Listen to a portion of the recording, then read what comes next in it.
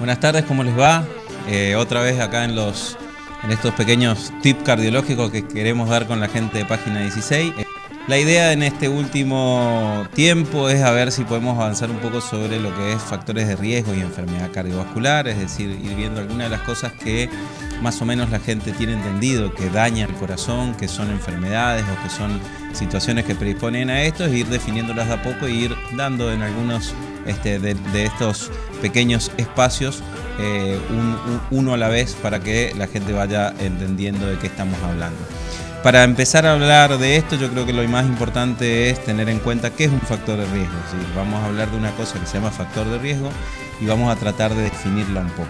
Hay una analogía que siempre yo trato de hacer y que por ahí a algunos de mis pacientes le da un poco de gracia, pero es así, y es que ustedes tienen que pensar que entran en un sorteo y que ese sorteo es algo no muy lindo, pero lo que se sortea es o un infarto o un accidente cerebrovascular o alguna complicación vascular. Para eso no todos tenemos la misma chance de llegar a eso o de salir sorteado. Cada uno tiene un número o varios números para ese sorteo. Cada uno de esos números está dado por lo que nosotros llamamos factores de riesgo. Por ejemplo, si uno fuma o si uno es tabaquista, por así decirlo, tiene un número o dos. Si uno tiene diabetes, tiene dos números. Si uno tiene hipertensión, tiene uno o dos números. Si uno es hombre mayor de 45 años, mujer mayor de 55 años, tiene un número. Y así sucesivamente. Es decir, lo que hacen estos factores es predisponer a que uno pueda en el futuro sufrir la complicación.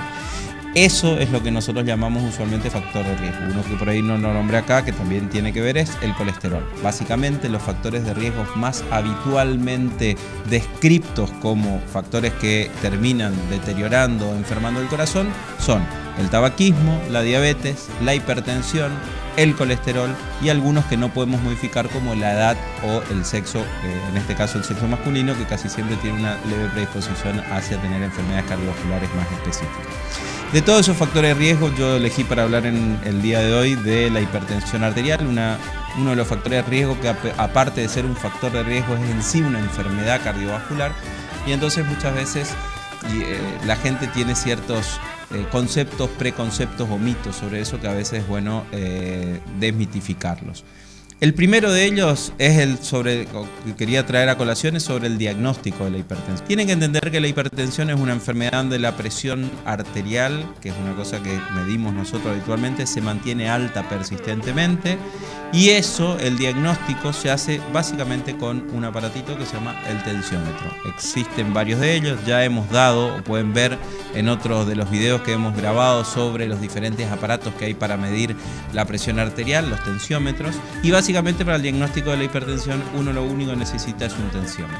La mayoría de las entidades que hacen el diagnóstico de hipertensión arterial, las entidades que tienen que ver con sociedades cardiológicas, con sociedades clínicas y demás, han definido que el diagnóstico de hipertensión se hace cuando un paciente se toma la presión en dos o más ocasiones en formas días alternativos o demás, y que esas mediciones le dan alta. El diagnóstico es muy sencillo y lo único que necesitamos es el tensiómetro, y eso es uno de los primeros mitos que por ahí hay que desterrar.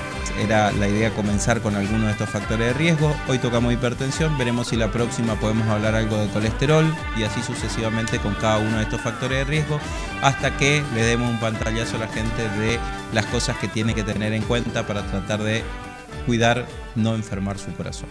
Muchas gracias.